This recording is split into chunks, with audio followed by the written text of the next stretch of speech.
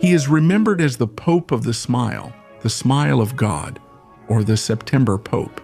Many value his humility, his pastoral simplicity, and his strong convictions, while others point out that he might not have been ready to lead the Catholic Church, an institution that at the time governed the spiritual life of more than 750 million human beings. We're talking about Albino Luciani, the future Pope, John Paul I, who, through his faith, lived through both world wars of the 20th century, witnessed the rise and fall of the fascist regime in Italy. He took part in the controversial Second Vatican Council and, without even wanting it, was suddenly chosen as the new Bishop of Rome in an especially turbulent time. However, in a surprising way, his papacy ended abruptly, 33 days after his election, as Supreme Pontiff, making it the shortest papacy of the modern era. The 33 days of the papacy of Juan Pablo I, and his death is one of the most significant and controversial events of the 20th century, not without reflections and speculations that perhaps it was not a natural death. Join us to learn about the story of Albino Luciani, later Pope Juan Pablo III, the times he lived in, and the great mystery surrounding his death. This is Reynaldo José Carrillo Vilches. For those unaware, the new encyclopedia is now available in both English and Portuguese. You can support us by joining both platforms below and subscribing to the channels, by liking, commenting, and watching the content, which has great potential. Without further ado, let's start with today's video. Albino Luciani was born on October 17, 1912 in a small mountainous village called Forno di Canale, located in the province of Belluno in northern Italy. His father, Giovanni Luciani, was a member of the Italian Socialist Party, and his Christian faith was colored by a strong rejection of the local priests, who, according to him, looked down on the poor.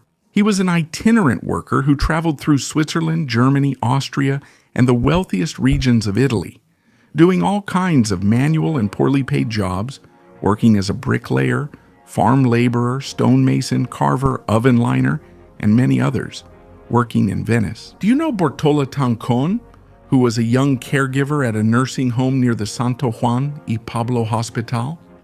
The couple got married in December 1911, and less than a year later, Bartola was already giving birth to Vino, our protagonist in a wooden country house inside a warm room where hay was kept for the livestock.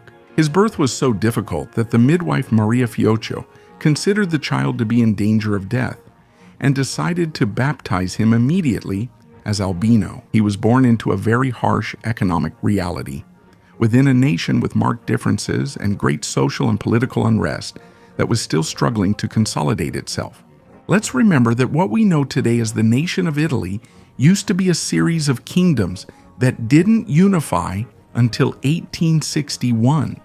In this way, the project of the Kingdom of Italy faced, well into the 20th century, several difficulties in overcoming its internal crises. In this sense, the social unrest and economic instability of the time made it difficult for Albino's father to find a stable job to support his newly formed family.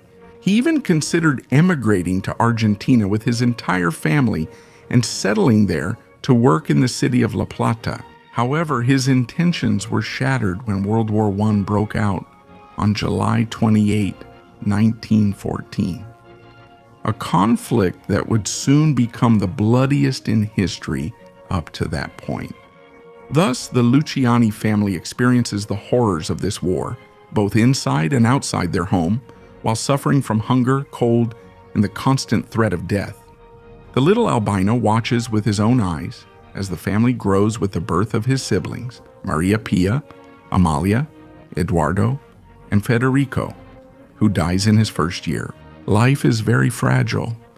Back then, farmland and churches were sacrificed by the troops who were preparing the defense in the mountains, and there was nothing left but the grass and the roots of the meadows. to cook a little bit of bran bread or diabito. That lack of food leaves deep marks on the health of Albino, who falls seriously ill with pneumonia at the age of 6. He was saved by a mysterious army doctor in the midst of the worst food scarcity. Bortola, Albino's mother, always reminds him of the life-saving appearance of that doctor whose name was never known. Albino's mother was a deeply religious woman who influenced her son's early calling. Biographers say that on one occasion, in 1922, his mother took him to listen to the Lenten sermons of a Capuchin friar who was visiting the town. And Albino was so deeply amazed by those spiritual sermons that, at just 10 years old, he asked his father for permission to dedicate himself to the priesthood. His father accepted the request, but gave him an important mission. Having been a victim of the injustices of that time, having lived through all the serious circumstances of that historical period, he asked him, "When you become a priest, I hope you stand with the workers, because Christ would have been with them." So for the following year, in 1923, Albino entered the minor seminary in the town of Feltre, very close to his hometown, innocently beginning his long journey through the hierarchies of the church.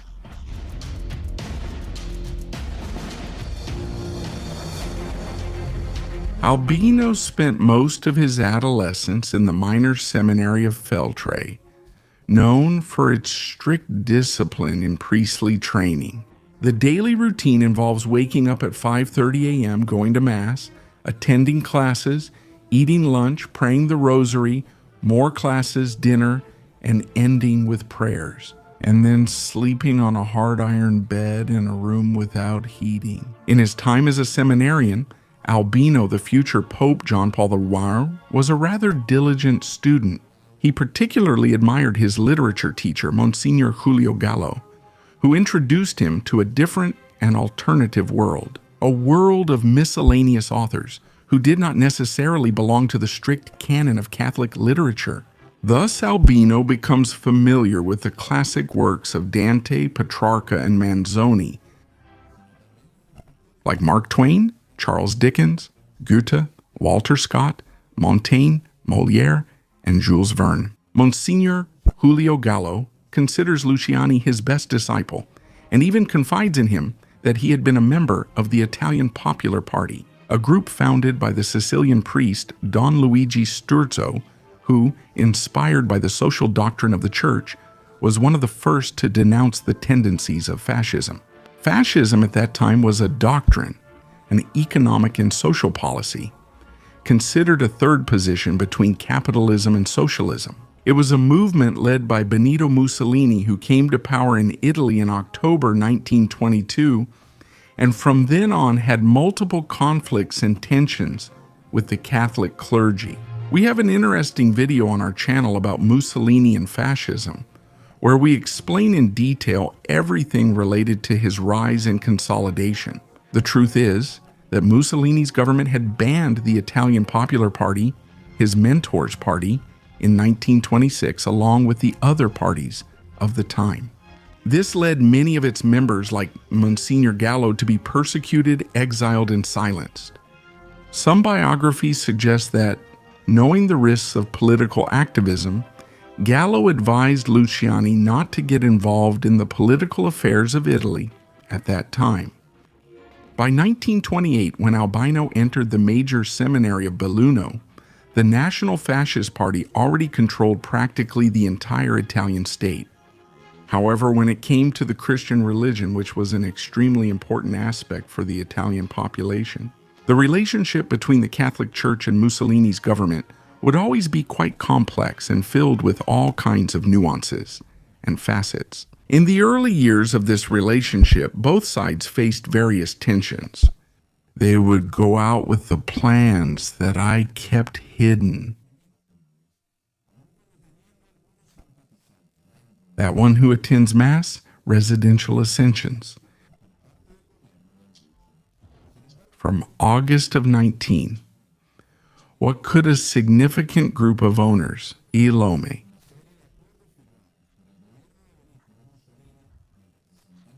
Pietro Gaspari, who resolved a long conflict between both sides and established mutual recognition. The Church, reluctant until that moment, accepts the political legitimacy of the Kingdom of Italy, while the Italian government recognizes the sovereignty of the Vatican as an independent state and compensates for the losses caused by the conflicts with the Papal States in the past century. In addition, both parties agreed on a concordat that regulates the relationship between the clergy and the regime, allowing priests to continue performing their religious duties in Italian territory, but without raising voices of opposition within that tense political climate. Not only in Italy, but also in Europe, which was witnessing the rise of nationalist movements like those in Germany and Spain.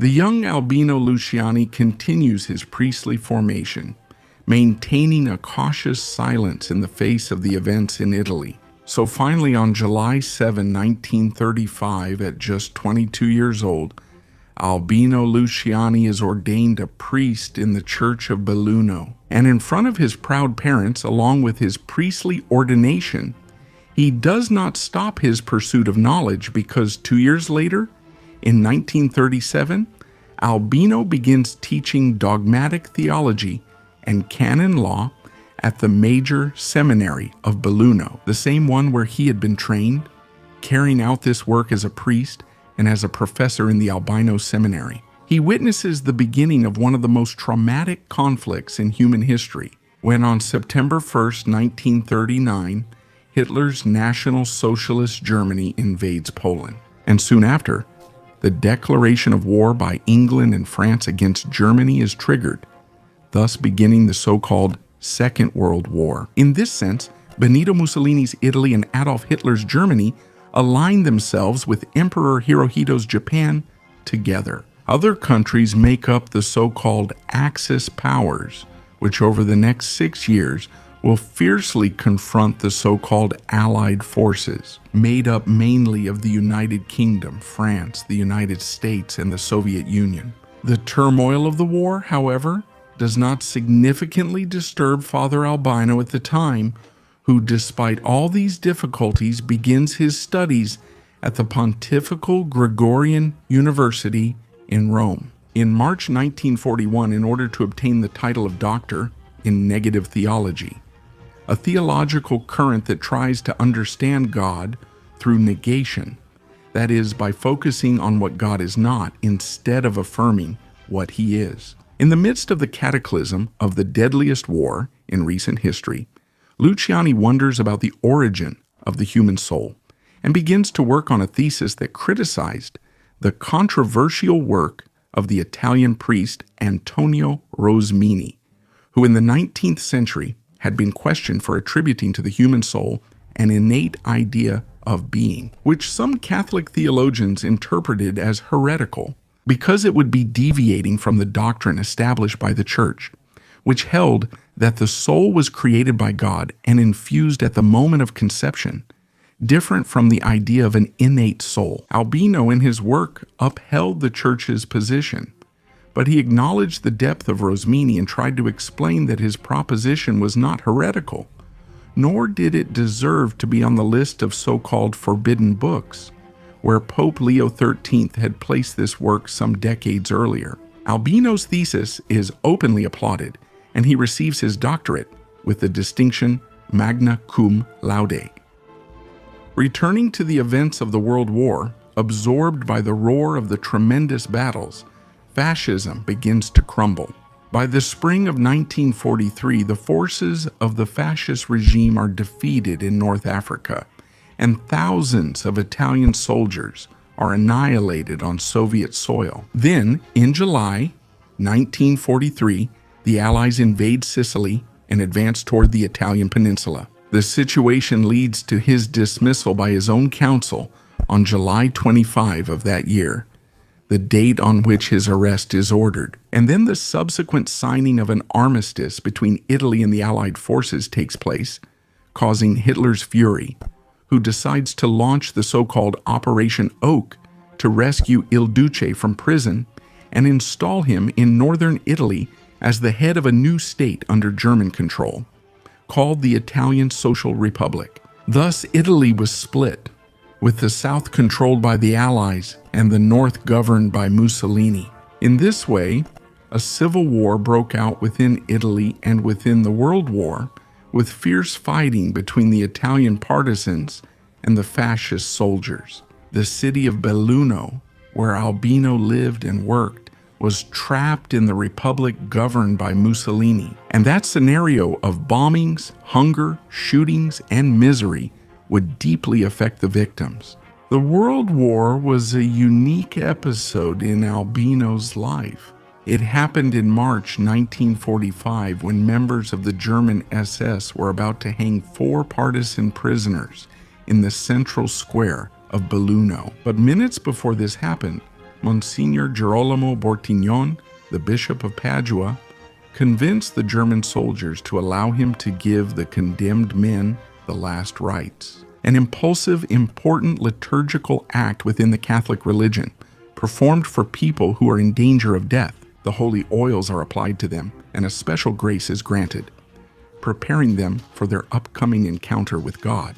Father Luciani at the time was fascinated when he learned about this gesture, and soon after, he formed a friendship with Monsignor Bortignon, which would become essential for his ecclesiastical career. Finally, the violent clashes between partisans and fascists in Italy come to an end. On April 28, 1945, Mussolini is brutally killed in the town of Giulino in northern Italy. 2 days after April 30, Hitler's suicide is reported. And months later, on August 15, Japan officially surrenders to the Allied powers, officially ending the events of World War II. After the war, Italy is occupied and de facto controlled by the Allied powers, led by the United States. And in that country, a complex period of transition takes place, which culminates on June 2, 1946, with a referendum in that country controlled by foreign powers, in which the majority of Italians vote for the abolition of the monarchy,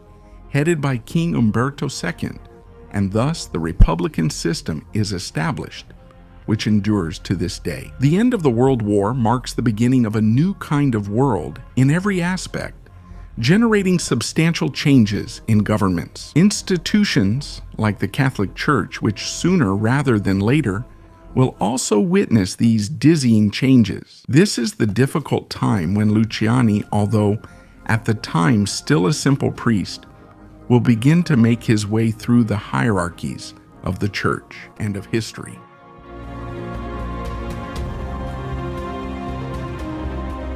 The first significant step in Father Luciani's life happens when his friend Monsignor Girolamo Bortignon, being the Bishop of Padua, appoints him as Pro-Vicar General of the diocese on February 2, 1948, a position in which he soon dedicates himself to assisting the vicar of the diocese. Strictly speaking, in matters of administration and pastoral governance, Monsignor Girolamo writes around this time. Then Pope Pius XII comes out, begging him to also grant the title of Chaplain of His Holiness to Vino, a title given to priests in recognition of their extraordinary service to the Church. Well, according to his words, Luciani was, I quote, a very talented priest, with exceptional judgment, an immaculate life, extremely devoted to the Holy See, and an exemplary worker. Such were the impressions of the Holy See about Vino. Sometime later, on February 6, 1954, he was elected as Vicar General of the Diocese of Belluno. And only 4 years after his outstanding work, on December 11, 1958, then Pope John XXIII consecrated him as Bishop of Vittorio, Veneto, a region located in the far northeast of Italy. This event marks a momentous change. Luciani moves from simple diocesan work to full episcopal leadership. Not much time passes after Al's appointment as bishop, when one of the most important and controversial events in the long history of the Catholic Church occurs. The famous and for some infamous Second Vatican Council, which was convened by Pope John XXII on January 25, 1959. All the bishops of the Church will gather in St. Peter's Basilica to discuss the great questions of faith. the Church's relationship with the world. The Second Vatican Council and its objectives are in a delicate historical transition within the long journey of the Catholic Church. The world and the Church were no longer in the days of the Middle Ages, when the Church was the institution that governed moral and social life, from which knowledge, humanism, ethics, and the doctrine that guided human development at that time emanated. With the arrival of the Renaissance in the 16th century and modernism in the 18th and 19th centuries, God ceased to be the center of the world, and now the human being became the central axis. At the same time, faith and Catholic morality were displaced by rationalism. In short, does a clash arise between the influence of Catholic faith and the Church in people's lives and the new currents of thought and beliefs, liberalism, democratic thinking, Enlightenment ideas, secret societies like Freemasonry, and experimental science? The great industrial capitals, the labor movements, and most of the movements of the 19th and 20th centuries come to challenge the Church's authority in human life. As a result, within the Church itself, a strong intention to reform it begins to emerge, but not as Martin Luther did in the 16th century, rather from within its own ranks and ecclesiastical hierarchy. In this way, the Second Vatican Council is inaugurated with its first session on October 11, 1962. After intense debates, the Conciliar Assembly begins publishing official documents that announce the new reforms within the Church. Among these, the abandonment of Latin and the use of local languages for the celebration of Mass stand out. Also, the active participation of the laity in the liturgy, the revision of various rites, such as the sign of peace and the prayer of the faithful, to give it a more communal and accessible meaning, as well as dialogue with other religions as a principle, and a new perspective on the Protestant branch of Christianity. At the same time, the Council emphasizes the role of the Church as a communal and collegial body, moving away from the more hierarchical view of the Church. Doctrinally, the Second Vatican Council highlights the central role of the Scriptures and sacred tradition, and the Church raises its voice with its famous social doctrine, presenting a vision of government and society in response to the modern world movement in which it lived. However, the Second Vatican Council still faced criticism both within and outside the Church. For some, the Council betrayed ecclesiastical tradition, abandoned age-old forms, and stripped the liturgy of its sacredness. It also enabled theological relativism with other religions, while for others, the Council and the changes it introduced were extremely necessary and beneficial, and for some, they even fell short. In other aspects, such as celibacy, the ordination of women as priests, lay participation in the higher hierarchies of the Church, and other aspects. Just like in the distant era of fascism, Bishop Albino Luciani maintained a low and moderate profile during the Second Vatican Council, distancing himself from both the reformists and the traditionalists. In this sense, Luciani does not oppose any document of the Council, and in fact he looks favorably on the pastoral change and the opening to the modern world, since he considered it a return to a more popular, simpler, and closer to the people Church, representing, according to him, ultimately a renewal within the continuity of tradition. So, once the Council was concluded, on December 8, 1965, Albino could return with more dedication to the work of the Diocese of Vittorio.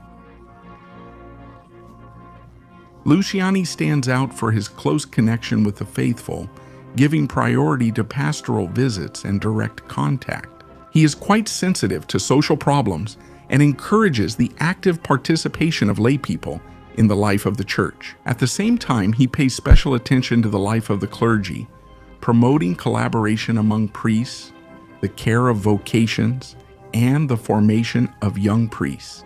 He is known for his talent in preaching and his ability to communicate the gospel in a clear and approachable way. Luciani used to visit hospitals, rural communities, and often traveled around his diocese by bicycle. His work in Vittorio Veneto was marked by humble dialogue and the respect and affection of both clergy and congregation. However, he soon had to face new challenges. In December 1966, Giuseppe Fai, a priest who had been very beloved by the inhabitants of the Italian village of Montaner, which belonged to the diocese where Luciani was bishop, passed away. After his death, the neighbors were convinced that the successor should be Father Antonio Botteon, who had been recommended by Giuseppe Fai himself on his deathbed. So the faithful organized a committee to ask the head of the diocese, Bishop Albino Luciani, to appoint Botteon. However, Luciani replied that he had already chosen a priest for that position, the experienced Giovanni Gava, to succeed Giuseppe Fai. Nevertheless, the parishioners of that parish had a very poor opinion of the priest Giovanni Gava as a sign of protest against his appointment. During December 1966, the residents of Montaner boarded up the church and the parish house, and they put up a banner on the church door signed by several churchgoers declaring that the new parish priest was in fact Antonio Botteon. Throughout 1967, Luciani offers other priests to fill the position, but the residents refuse. Again and again, the tension grows with more pickets, demonstrations, and clashes with the local police. The people of Montaner fought for 12 months until in 1969 they carried out an unusual schism. That is to say, they break ties with the authority of the Catholic Church, and so the people of Montaner decide to convert to the Eastern Orthodox Church, coming under its ecclesiastical authority. And they accept Claudio Bertarazzo as their new priest, who decades later would end up imprisoned for financial problems. Despite this situation, the Vatican authorities continue to value Luciani's display of authority and his loyalty to the church hierarchy. He was then appointed as Patriarch of Venice on December 15, 1969 by then Pope Paul VI. The Patriarchate of Venice, with its main seat in that city, is an ecclesiastical jurisdiction of the Catholic Church with a special status. For various historical reasons, the Patriarch of Venice is somewhat like the Metropolitan Archbishop. This new appointment reflects the prestige that Luciani had gained within the church at that time, as well as his friendly closeness with Pope Paul VI. Patriarch Luciani had something that drew Pope Paul VI's attention.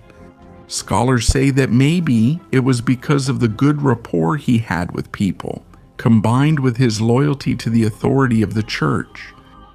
It was that much. Such was this esteem that on September 16, 1972, while going to a Eucharistic Congress, Pope Paul VI stopped in the city of Venice. He walks on a walkway in St. Mark's Square in front of the eyes of 20,000 people. He takes off the pontifical stole and, to the surprise of everyone present, places the stole for a moment on Luciani's shoulders. This is interpreted as an implicit designation of the successor to the Pope, Paul VI.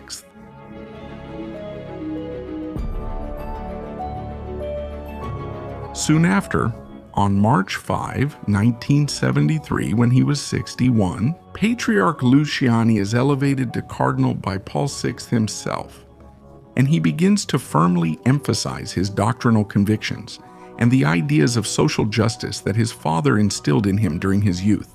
For example, at a synod, now Cardinal Luciani suggests that the dioceses of wealthy countries should give 1% of all their income to third world nations as a way to help with their economic problems and to encourage the growth of the Catholic faith in these places. On the other hand, in his book Catechesis in Crumbs, he explains metaphorically that even a crumb of teaching can nourish the soul, and that those truths of the faith should be preached in a simple, direct, and understandable way for the whole world. Thus, driven by these ideas, on November 6, 1975, he left Europe for the only time in his life to have an impactful experience in Brazil, where he saw with his own eyes the enormous social problems of a country that is huge, both geographically and demographically, but with very palpable economic shortcomings. The impact of his trip to Brazil was so great that on one occasion, he even stated, "I returned poorer than I was when I came back to Europe on November 21 of that same year." Is he trying to set an example of detachment from worldly riches? He sells a cross and a gold chain that Pope John XXIII had given him and donates the money raised to help disabled children. He manages the Patriarchate of Venice's finances with austerity and urges his fellow Venetian clergy to sell their valuables to survive. In a simple and humble way, these acts gradually increase his powerful prestige among the faithful around the world. Around mid-1977, the revered Sister Lucia dos Santos, a Portuguese Carmelite nun, requests a meeting with Luciani, and they end up meeting on July 11 of that year at the convent of the Discalced Carmelites in Coimbra, Portugal. Sister Lucia was not like any other nun. She was none other than the last seer of Fatima, one of the three shepherd children who, 60 years earlier, according to tradition, witnessed a visit from the Blessed Virgin Mary, an event full of mysteries. And for decades, Lucia claimed to have kept 3 secrets that the Mother of God had entrusted to her on that July 13, 1967. In the first secret, the Virgin supposedly showed the 3 shepherd children a terrifying vision of hell. I quote, "We saw a great sea of fire that seemed to be under the earth. Submerged in that fire, the demons and human souls screamed in pain and despair. This is how the nun of Fatima expressed herself in the second secret. The Blessed Virgin predicted the end of the First World War, but she announced that if the world did not end up converting, in her words, an even worse war would eventually happen, and that the Russia of the Bolshevik Revolution would spread its problems throughout the rest of the world." The third secret, revealed in the year 2000 by Sister Lucia, detailed a symbolic vision that she described in this way, quote, "A bishop dressed in white, looking like a pontiff, who was climbing a mountain with difficulty, walking among the corpses of bishops, priests, and faithful, and upon reaching the top, he was killed by a group of soldiers," end quote. Cardinal Joseph Ratzinger, later Benedict XVI, has a detailed biography on our channel. He interpreted at the time that the Virgin had announced with that vision what, according to him, would be the shooting that the future Pope John Paul II suffered in 1981. For Patriarch Luciani, Sister Lucia dos Santos was a splendid mystical figure. Biographers say that Luciani was moved when, in that 1977 meeting, Sister Lucia called him a Holy Father, almost as if anticipating something greater in the life of that cardinal. In this sense, a little more than a year later, and after 15 years of papacy on August 6, 1978, Pope Paul VI died of a heart attack. During the Feast of the Transfiguration, and at his request, he is later buried beneath the floor of St. Peter's Basilica. The death of Paul VI could only mean one thing. Very soon, all the cardinals under 80 years old, including Luciani, will gather in the Sistine Chapel to choose the new Pope and Vicar of Christ. 2 weeks later, the cardinals are summoned to the Vatican to hold the new conclave. On the way, Luciani fearfully tells his personal secretary, Diego Lorenzi, in response to circulating opinions, I quote, "I don't want to be Pope. I don't have the strength or the preparation." Thus, with great anticipation, the conclave begins on August 25, closing the doors of the Sistine Chapel for the papal election. In his letters during the conclave, Albino expresses great fear, suspecting that many cardinals saw him as the preferred candidate, the Hungarian Cardinal Laszlo Lakai. He once recounted that on the morning of Saturday, August 26, Albino was in the elevator after the first votes and telling him that the votes in his favor were increasing. Luciani could barely respond to him. He said, "Don't worry, it's just a summer storm." Some details of that conclave remain shrouded in mystery. For example, on August 26th, around 4:30 in the afternoon, the first signs of smoke appeared from the chimney of the Sistine Chapel. But for more than an hour, confusion dominated among the thousands of observers. They couldn't determine whether the smoke was black or white, since the smoke was a pale black color, somewhat confusing. It is believed that, in addition to burning their ballots, some cardinals, strangely, may have thrown their notes into the fire, darkening the true color of the smoke. But then at that moment, the bells of St. Peter's Basilica ring, and everyone knew that a new bishop of Rome had been chosen. It is said that when the Cardinal Camerlengo, Jean-Marie Villot, asked Luciani if he accepted his election to the papacy, he replied that God should forgive them for what they had done. That night, the Cardinal Deacon, Pericles Felice, announced the Pope, revealing to the world and the entire church the Cardinal. Luciani, he answers, first of France. He follows the example set by John 23 and Paul 6. Around 7:30 in the evening, Albino Luciani, now John Paul I, appears on the balcony of the Blessings Loggia. From the very beginning, the new pope looks a bit uncomfortable with his appointment and tries to prioritize humility over the grandeur of his new position. The other cardinals have to persistently convince him to use the sedia gestatoria, a sumptuous chair used to carry the pope during solemn ceremonies. However, he openly refuses to be crowned with the famous papal tiara. That same night, August 26, he invites the electing cardinals to stay in the Sistine Chapel and has dinner with them, sitting in the same chair he had occupied during the previous days of the conclave. In this way, without any sign of irregularities, Albino Luciani began his papacy as the 263rd pontiff of the Catholic Church, a papacy that, however, would end abruptly and mysteriously sooner rather than later.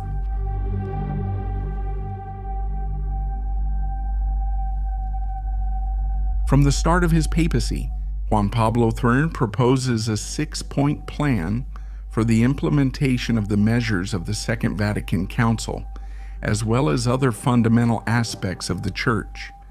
But mainly, Juan Pablo II was determined to introduce a new model of austerity and financial transparency in the Vatican, motivated, among other reasons, by the allegations that existed regarding the financial dealings of the so-called Institute for the Works of Religion, better known as the Vatican Bank.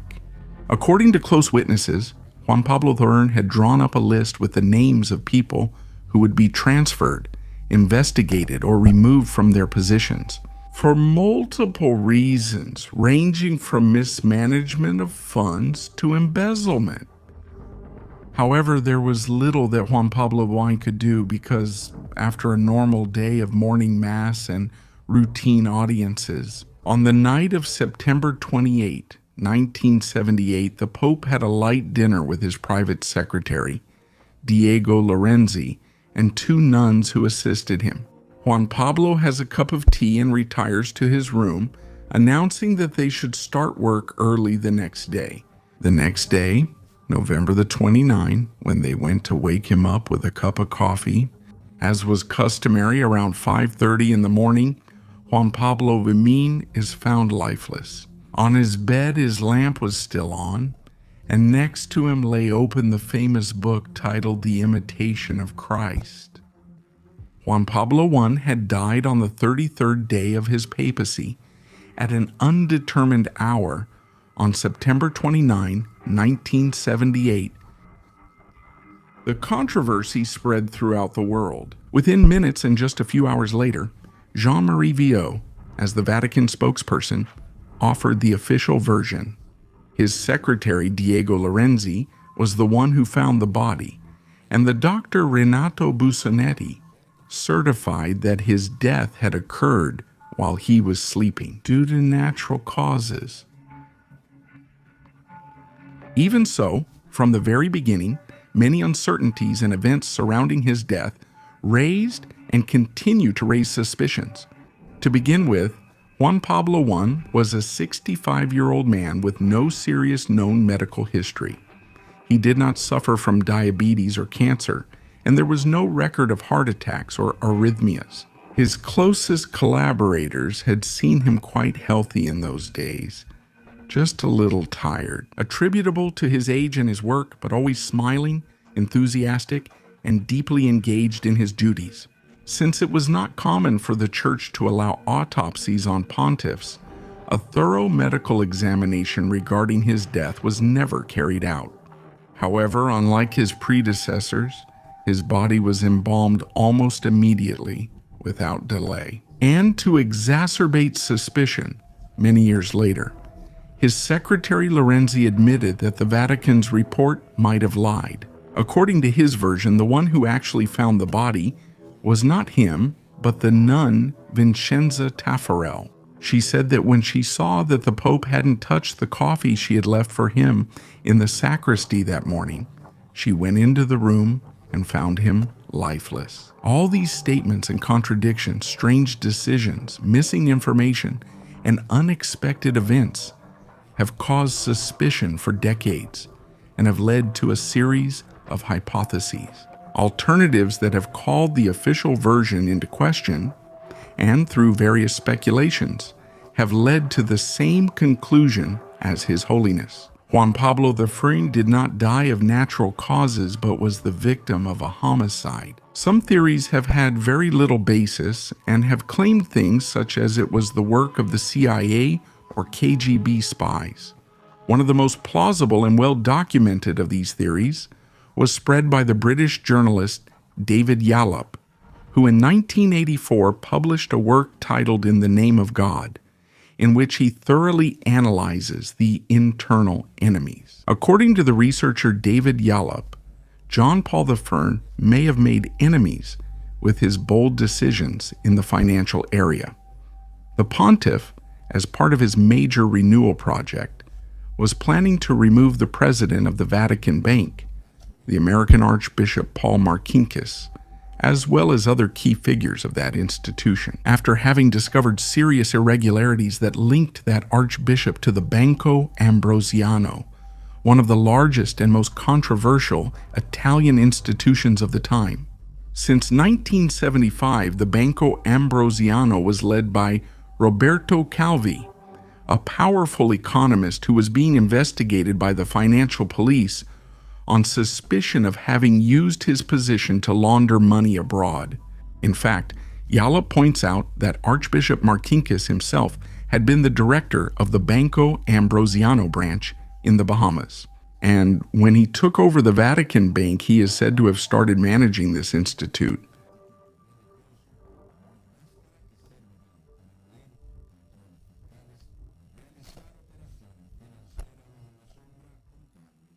This covert network would be even broader, since Italian intelligence discovered that Roberto Calvi was also, in fact, a member of the Masonic Lodge. Propaganda do, Propaganda 2 in Spanish, and P2 for short, a renowned organization made up of ministers, judges, and the head of the lodge called the Venerable Master.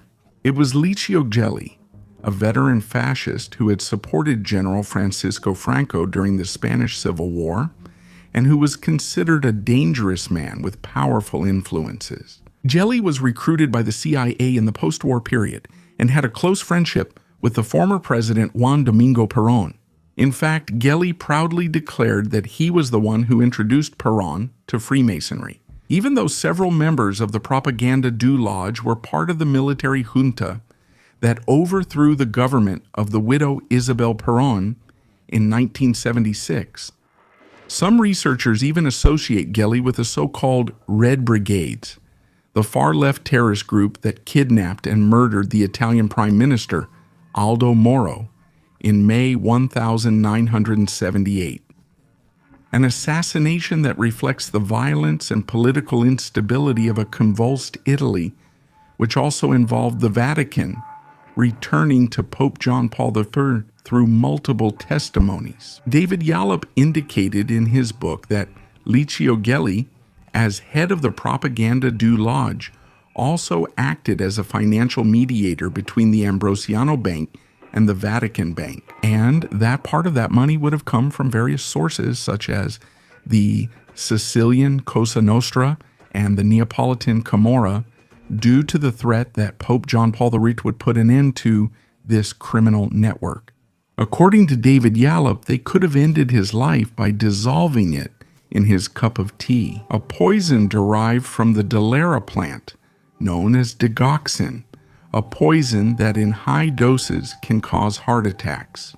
At the same time, David Yallop suggests that Pablo I, according to him, it could have been carried out with the possible complicity of the Vatican Secretary of State, who at that time was Jean-Marie Viau, as well as with the complicity of Prelate Pasquale Emaci and the prefect of the Congregation for Bishops, Sebastiano Baggio. Apparently, the Holy Father was about to remove all three of them from their positions. Jean-Marie Viau had allegedly supervised some of the controversial financial operations of the Vatican Bank, and in fact, he was one of the first to arrive at the room of the late Pope John Paul on the morning of September 29, 1978, ordering that all of the pontiff's personal documents be removed.